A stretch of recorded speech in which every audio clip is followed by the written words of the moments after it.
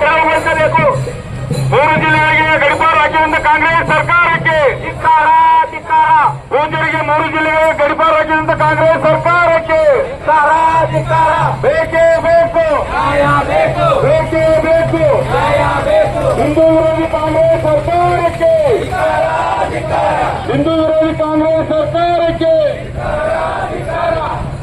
ಅದೃಷ್ಟ ಕಾರಸಿದ್ದೇಶ್ವರ ಪೂಜಾರಿಗೆ, ಅದೃಷ್ಟ ಕಾರಸಿದ್ದೇಶ್ವರ ಪೂಜಾರಿಗೆ ಬೇಕೇ ಬೇಕು.